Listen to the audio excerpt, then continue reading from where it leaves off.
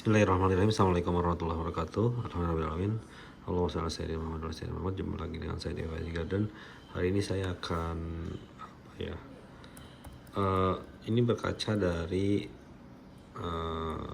pertanyaan di kolom komentar yang mengatakan atau menyampaikan efisiensi charging ya, efisiensi charging mobil listrik. Jadi di sini saya jadi kepikiran untuk membuat vlog terkait dengan sebenarnya seberapa efektif atau seberapa efisiensi charger yang digunakan.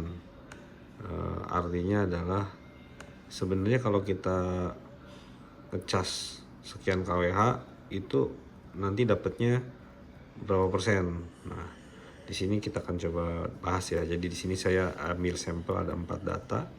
Saya ambil data dari tanggal 16, tanggal 19, tanggal 21, dan tanggal 24. Ini adalah tanggal-tanggal di mana saya melakukan pengecasan menggunakan charger di rumah dan juga di SPKLU.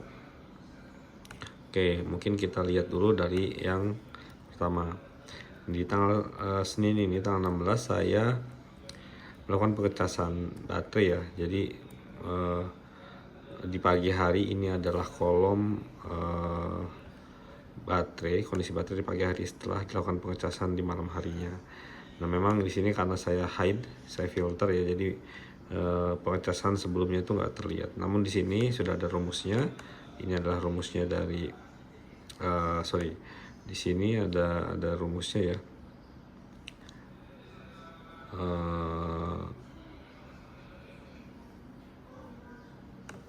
Di sini ada kWh chargingnya. Jadi memang di sini saya sudah mencatat kWh chargingnya berdasarkan data yang muncul di chargernya. Jadi di tanggal 16 ini saya melakukan pengecasan di 14 kWh, kemudian selanjutnya di 28, selanjutnya di 9, dan selanjutnya di 34. Saya menggunakan charger yang kapasitas 7 kW. Untuk yang 3 ini saya mengecas di rumah, jadi ini yang saya ada pengecasan di rumah, kemudian ada di SPKLU, dan ini di rumah juga. Untuk merek chargernya yang di rumah itu adalah EP Power, kemudian yang di SPKLU itu adalah Delta ya. Kita akan lihat. Oke, saya mengecas dengan akhir pengecasan itu 100%. Jadi di sini adalah akhir ngecasnya 100%. Kemudian kWh yang terpakai atau yang digunakan atau yang tercatat itu 14 kWh.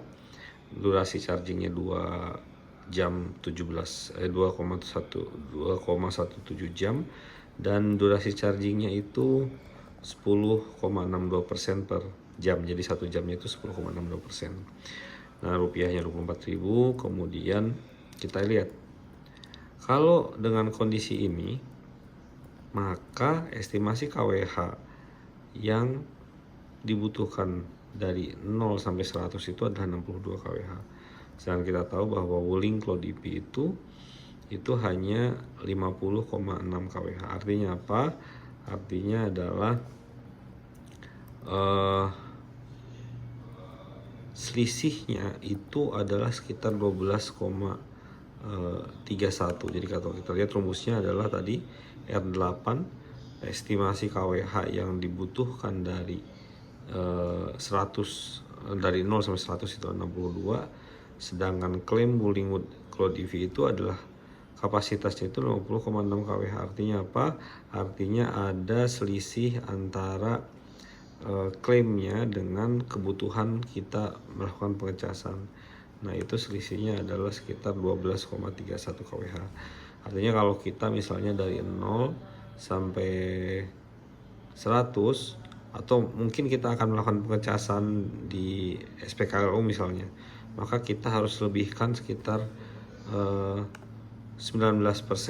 Misalnya kita mau ngecas 20 kWh, maka kita harus lebihkan dari 20 kWh itu agar bisa mencapai persentase baterai yang diinginkan. Nah, di sini ada sedikit perbedaan ya. Kalau kita perhatiin, untuk posisi ngecas di SPKLU ternyata dia kWh selisihnya tuh lebih kecil. Artinya apa? Artinya efisiensi dari charger SPKLU ini lebih bagus. Selisihnya hanya 7,5%. Jadi kalau kita mau SPKLU maka kita harus lebihin sekitar 12,4. Contohnya misalnya kalau kita mau ngecas di SPKLU 50,6 kWh, maka kita harus membeli atau men-set pengecasan sebanyak 57,76 kWh. Kira-kira seperti itu. Jadi harus ada selisih, harus dilebihin. Jadi kalau di SPKLU ini dilebihin sekitar 7 kWh ya, kalau dari 0 sampai 100. Mungkin itu. Kemudian kalau dari sisi biaya, estimasi biaya rupiah charging dari 4 sampel ini, ternyata kalau kita ngecas di rumah dari 0 sampai 100 itu membutuhkan sebanyak 106.000 ya. 106, 107, 107 ya, sekitar kalau di rata-rata mungkin 107 lah ya, 107.000 dari 0 sampai 100. Sedangkan di SPKLU maka dibutuhkan rupiah sebesar 152.000 ya. Ini SPKLU PLN dengan daya tadi, dengan daya itu adalah 7 kW. Mungkin itu sekilas terkait dengan estimasi biaya yang dibutuhkan untuk pengecasan, kemudian efisiensi dari pengecasannya. Jadi ternyata tidak serta-merta ketika kapasitas baterai yang diklaim itu adalah 50,6, maka jika kita mengecas atau membeli energi di SPKLU 50,6 itu kan 100% tidak, ternyata harus dilebihin beberapa persen ya. Dalam kasus ini adalah dilebihin sekitar 12-20%. Ini dipengaruhi oleh apa? Saya masih cari-cari. Mungkin bagi yang tahu silahkan tulis di komentar. Mungkin dilengkapi dengan jurnal atau apapun lah, atau mungkin pendapat pribadi, silahkan. Terima kasih sudah menonton. Jangan lupa like, comment, subscribe. Assalamualaikum warahmatullahi wabarakatuh.